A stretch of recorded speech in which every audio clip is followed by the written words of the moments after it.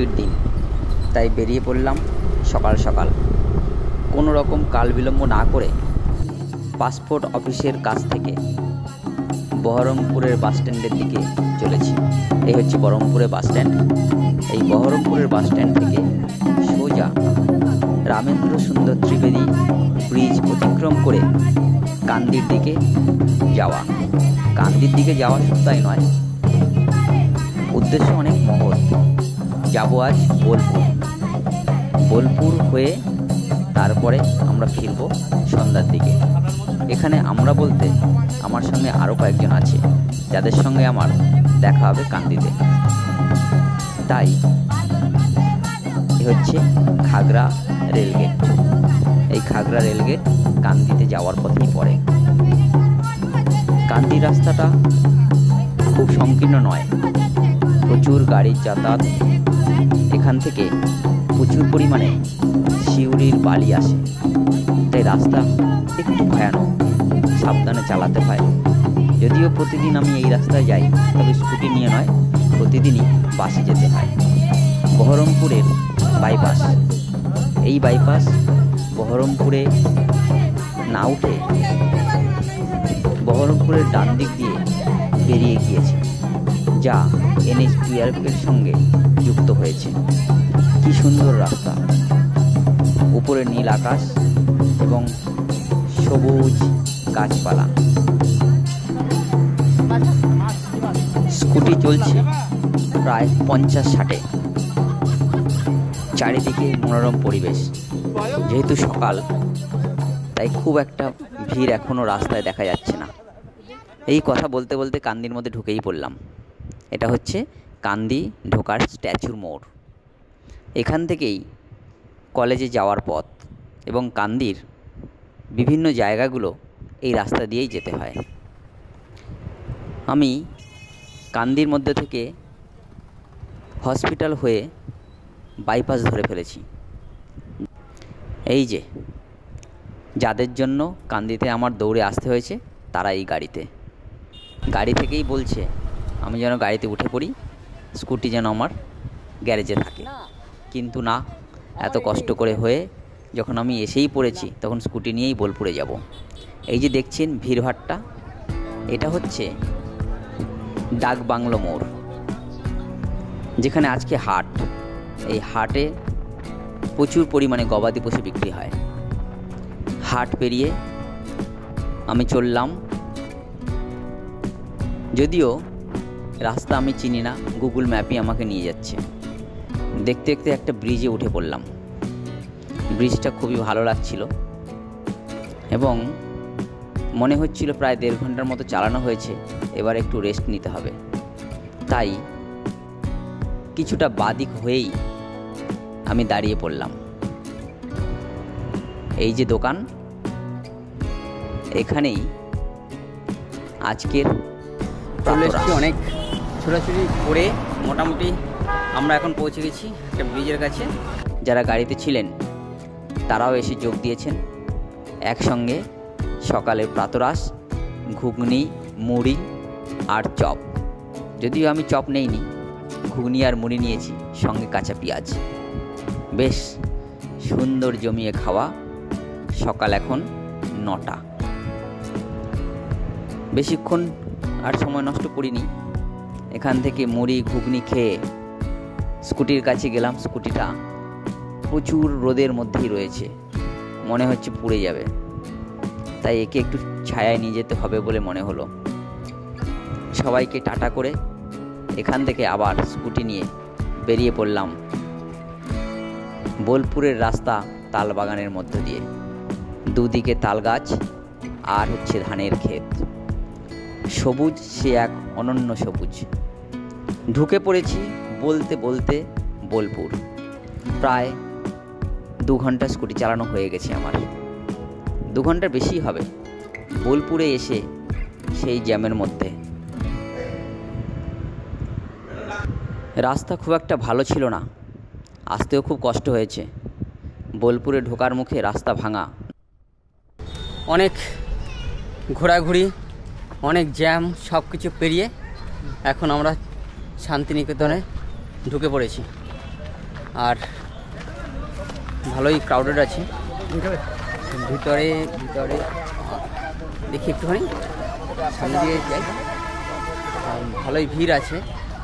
আমরা ভাবছি কী করবো। সোনাঝুরি হাটে গিয়েছিলাম, সোনাঝুরি হাটটা বেশ সুন্দর দেখলাম, সেজে উঠছে, আর একটু পরে জমে উঠবে একদম। তা এখানে কতক্ষণ থাকবো বুঝতে পারছি না।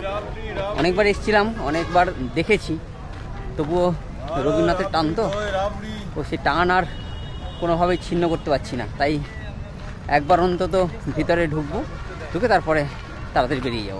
সঙ্গে যিনি আছেন ইনি একজন অধ্যাপক, বিভাগ ইতিহাস। সঙ্গে যেহেতু স্কুটি আছে, তাই মনে হলো যে বোলপুরের বিভিন্ন অলিগলি ঘুরে দেখি। দেখতে দেখতে আমরা অমর্ত্য সেনের বাড়িতে এসে পৌঁছালাম, যদিও উনি এখানে নেই।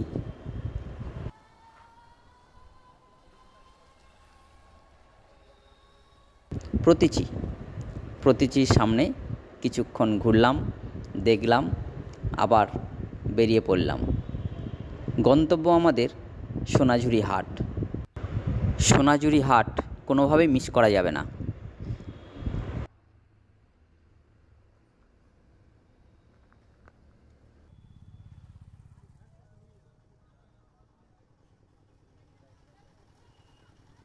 ঠিক করলাম সোনাঝুরি হাটে যাব, কিন্তু আদিবাসী গ্রাম হয়ে, আদিবাসী গ্রামের মধ্য দিয়ে চলেছি সোনাঝুরি হাটে। কি সুন্দর গ্রামগুলি, তাই না? ছোট ছোট ঘর, কত রকমের ডিজাইন, কত রকমের চিত্র, অনেক দেখলাম দেওয়াল চিত্রও রয়েছে। এখানে ধোপার ঘাট। বোলপুরের ধোপারা এই ঘাটে তাদের জামাকাপড় পরিষ্কার করে। দেখতে সোনাঝুরি হাটে ঢুকে পড়েছি।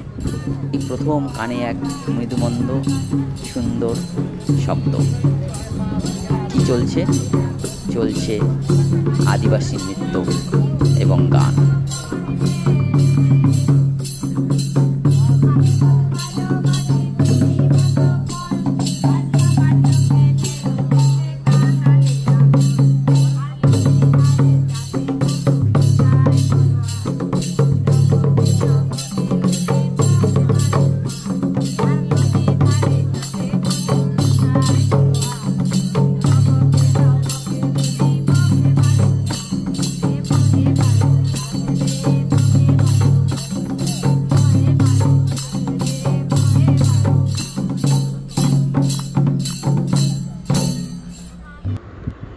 গান শেষ, আবার ঘুরে বেড়ানো, কত রকমের জিনিস মনোহরা, কি নেই বাজারে।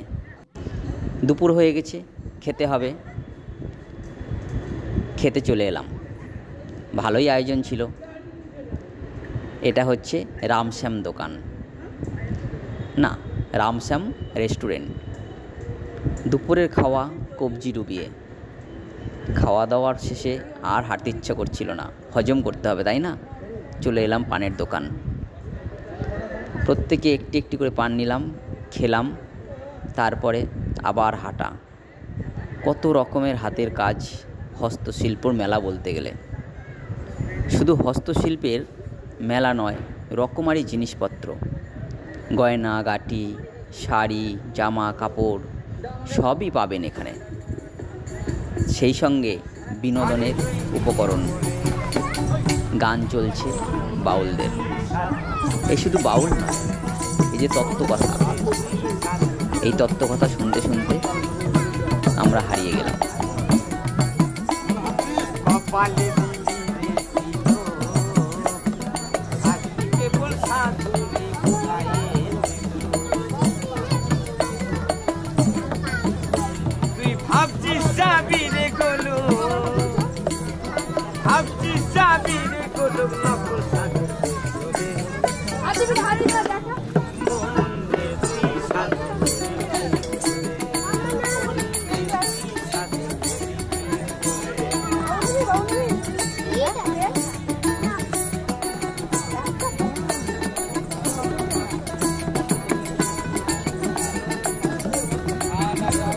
ছোট ছোট মূর্তি, যদিও পিতলের, নাম ডোকরা। সম্পূর্ণ হাতেই তৈরি। শুধু ডোকরা নয়, এখানে রয়েছে হাতের তৈরি নেম প্লেট,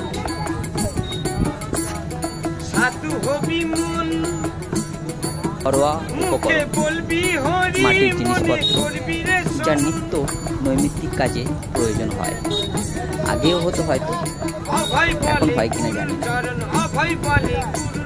এই যে এটাও তো একটি ঘরোয়া উপকরণ যা আমাদের প্রতিদিনই প্রয়োজন হয়। দেখছি আর অবাক হচ্ছি, মানুষের হাতে তৈরি, মানুষেরই সম্পদ মেলায় বিক্রি হচ্ছে। এই করতে করতে প্রায় 4:30। প্রচণ্ড গরম, ক্লান্ত হয়ে পড়েছি, আর হাঁটতে ইচ্ছে করছিল না।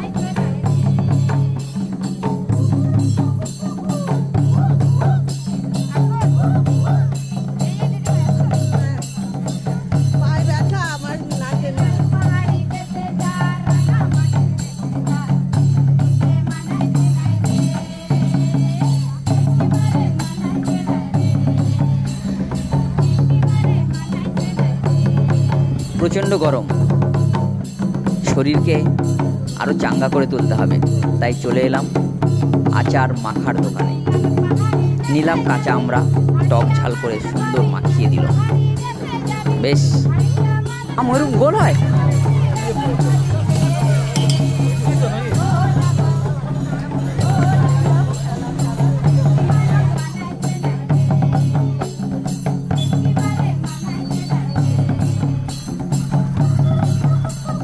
ফিরতে হবে অনেকটা রাস্তা। ভাবলাম পৌঁছাতে পৌঁছাতে রাত 9টা বাজবে। সেই মতো করে সবাইকে একত্রিত করলাম। আর নয়, এবারে ফিরবার পালা।